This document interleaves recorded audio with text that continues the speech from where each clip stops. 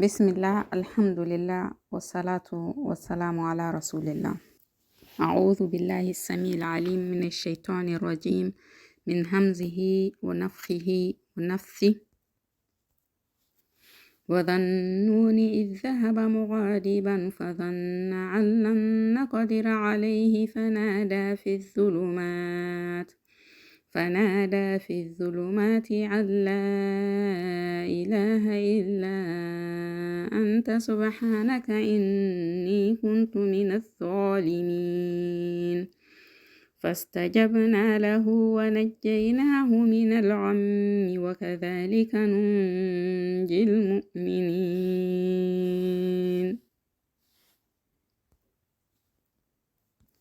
Allah subhanahu wa ta'ala nous informe dans la sourate Al-Anbiya, la sourate 21, versets 87-88, par rapport à l'histoire de Yunus alayhi salam, et aussi appelé Dhunnoun, que Yunus alayhi salam était irrité. Il pensa que nous n'allions pas l'éprouver. Puis il fit dans les ténèbres l'appel que voici. Pas de divinité digne d'être adorée à part toi. Pureté à toi, j'ai été vraiment du nombre des injustes. Nous l'exaucâmes et le sauvâmes de son angoisse, et c'est ainsi que nous sauvons les croyants. Ces versets-là font référence à l'histoire de Yunus alayhi salatu wassalam, un prophète parmi les prophètes d'Allah subhanahu wa ta'ala, qu'il a envoyé à son peuple. Et comme tous les messagers et les prophètes qui ont été envoyés pour prêcher leur peuple avec le message d'Allah subhanahu wa ta'ala, ces prophètes-là ont subi des épreuves. Ils ont été insultés, ils ont été moqués, ils ont été humiliés, rejetés et même bannis par leur peuple. Ces messagers et prophètes ont résisté et quand même, chaque fois, ils revenaient vers leur peuple pour les prêcher le message d'Allah subhanahu wa ta'ala. Même si c'était très dur, malgré tout, ils devaient rester doux envers leur peuple et transmettre leur message. Cela est humainement très éprouvant de revenir vers quelqu'un qui t'humilie, quelqu'un qui te rejette, quelqu'un qui t'insulte constamment et tu es là à lui vouloir du bien parce que le message qu'Allah subhanahu wa ta'ala te demande de leur transmettre est un message de bien. C'est un message qui les appelle vers le bien dans l'ici-bas et dans l'au-delà. Yunus alayhi salam, donc après avoir prêché son peuple pendant plusieurs années, après avoir subi les épreuves, les insultes, les moqueries, après avoir été humilié, il s'est fâché contre son peuple et il a voulu quitter ce peuple-là. Il a quitté ce peuple en pensant qu'il avait raison. Il s'est donc dirigé vers la mer et il a trouvé qu'il y a un bateau qui partait. Alors que le bateau était déjà plein, il a insisté pour partir avec le bateau. Ils l'ont pris avec eux. Et quand ils sont arrivés au milieu de la mer, voici que le bateau risquait de couler et d'être englouti par les flots.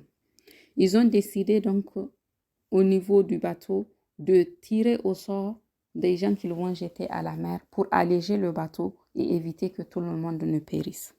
Ils ont donc fait un premier tirage au sort et Yunus alayhi salam est sorti comme étant la personne qui devait être jetée à la mer. Mais les gens ne voulaient pas. C'était quand même le prophète d'Allah.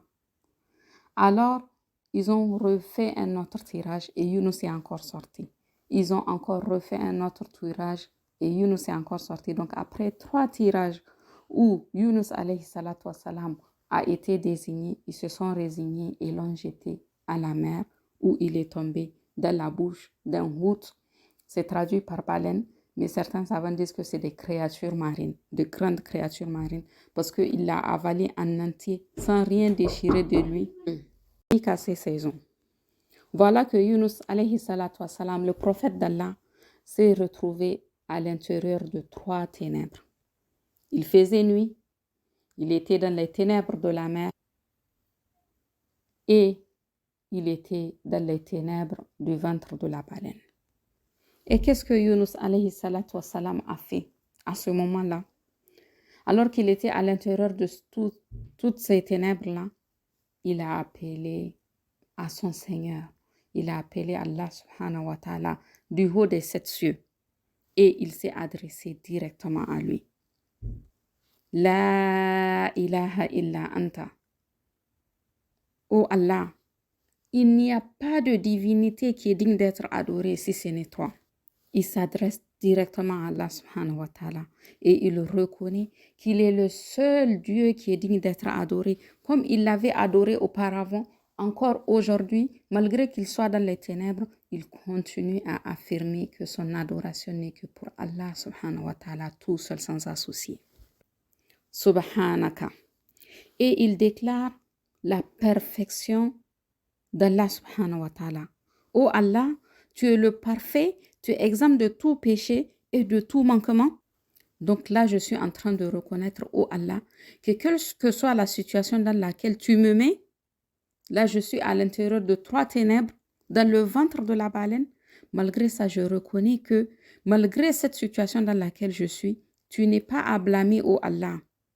Car cela reviendrait à dire que ce que tu as fait est quelque chose qui n'est pas parfait. Or, cela ne sied pas à ta grandeur, cela ne correspond pas à ta magnificence.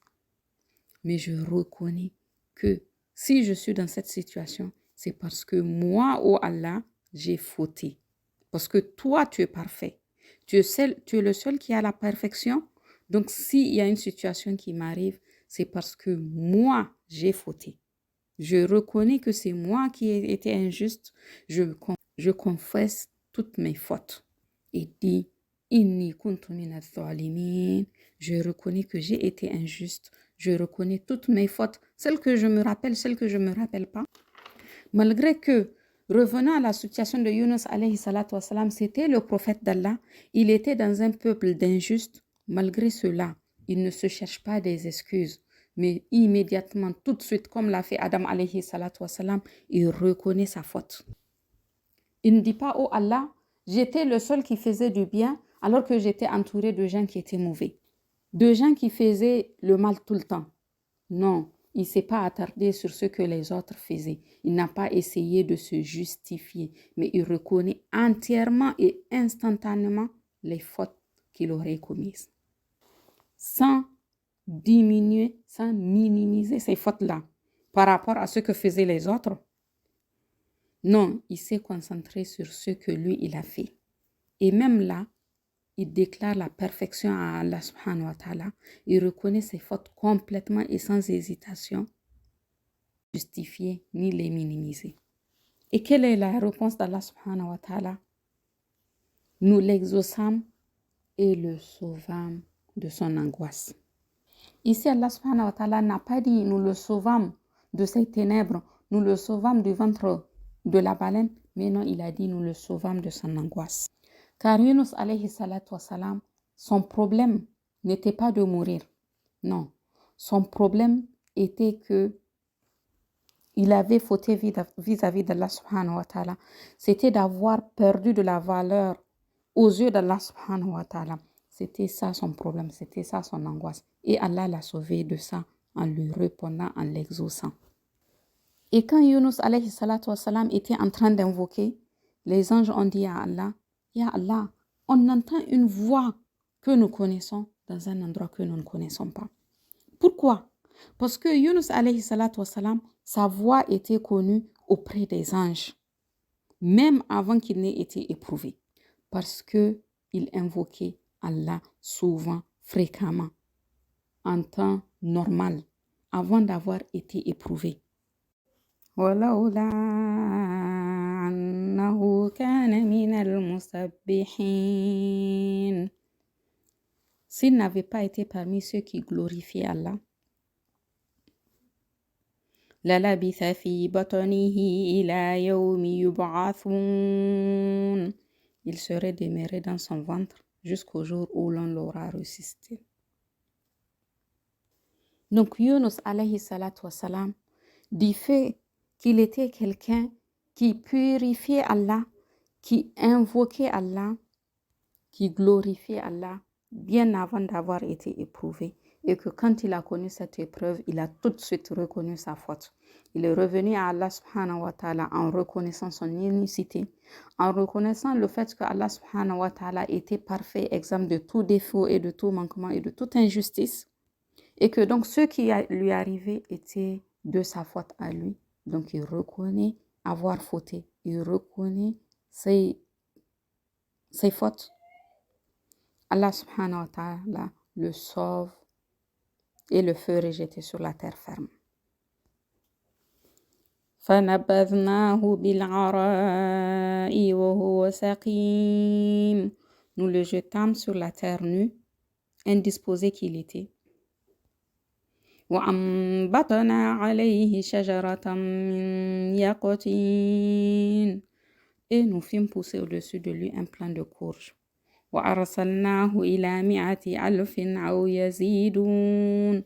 Et nous l'envoyons ensuite comme prophète vers 100 000 hommes ou plus.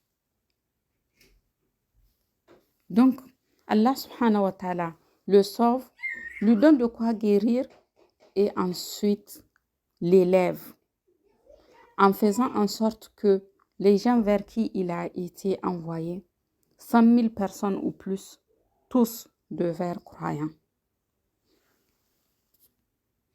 فآمنوا فمتعناهم إلى حين. Ils crurent et nous leur donnâmes jouissance de la vie pour un temps. Donc, le peuple de Yunus alayhi salam a donc été sauvé parce qu'ils ont cru dans le message du prophète d'Allah. Plusieurs leçons sont à tirer de cette brève histoire de Yunus alayhi salatu wa salam. La première, c'est que Allah subhanahu wa ta'ala, même si tu es sous des montagnes, même si tu es dans un océan de problèmes, même si tu es dans des ténèbres de problèmes, ne pense pas que ces problèmes-là soient difficiles pour Allah subhanahu wa ta'ala. Va et demande à Allah, car c'est lui qui a dit « Ud'uni astajib lakum » invoquez-moi et je vous répondrai. Donc, quels que soient tes problèmes, quelles que soient les difficultés que tu rencontres, quelle que soit leur taille, quel que soit comment toi tu te sens impuissant par rapport à ces problèmes, sache que Allah subhanahu wa ta'ala, qui est le créateur des cieux et de la terre, a la puissance parfaite et que rien n'échappe à sa puissance et à son décret. Et que rien ne lui est impossible. Donc tu lui demandes en ayant la certitude qu'il va te répondre. Celui qui a sauvé Yunus alayhi salatu wassalam de 3 ténèbres, alors qu'il était dans le ventre de la baleine, à l'intérieur de la mer, dans les ténèbres de la nuit, quand il a appelé Allah subhanahu wa ta'ala qui était au-dessus des 7 cieux, Allah lui a répondu et l'a sauvé. Donc celui qui a sauvé Yunus alayhi salatu wassalam de ces ténèbres-là, il peut te sauver quels que soient les problèmes que tu rencontres. Juste reviens à lui en étant certain et sûr qu'il va te répondre. Une deuxième leçon à tirer de cela, c'est que Allah subhanahu wa ta'ala, il te fait passer par des passages, des épreuves pour t'éprouver, pour te purifier et pour t'élever. Donc quand tu passes par une épreuve, sache que ce n'est pas parce que Allah il veut se venger contre toi. Non, c'est juste pour te purifier, pour t'élever, pour que tu gagnes en grade auprès d'Allah subhanahu wa ta'ala. Donc ce qu'il y a lieu de faire, quand tu passes par des passages qui ne te plaisent pas, quand tu passes par des épreuves, c'est de revenir à Allah et de faire à l'exemple de Yunus alayhi salatu wassalam, de reconnaître l'unicité à Allah subhanahu wa ta'ala, de lui réserver exclusivement ton adoration. Puisqu'il est le seul qui t'a créé, il est le seul qui t'administre, il est donc le seul qui est digne d'être adoré par toi, en dehors de tout autre. Il t'a créé sans associé, donc il doit être adoré sans associé. Et malgré les problèmes dans lesquels tu es, tu sais qu'Allah subhanahu wa ta'ala, il est al-Hakim, il est sage, il est juste et il est parfait par essence. Donc Allah n'est pas injuste envers toi. Allah n'est pas imparfait, il ne commet pas des choses qui sont imparfaites. Donc tout ce qui t'arrive est quelque chose qui est juste. Donc tu purifies Allah de tout défaut, de tout manquement. Et donc par conséquent, tu reconnais que c'est toi qui es en faute. Tu reconnais que c'est toi qui es injuste. Tu confesses tes fautes auprès d'Allah. Tu lui demandes pardon. C'est ça qu'il a fait. Inni kuntu minas zalimin.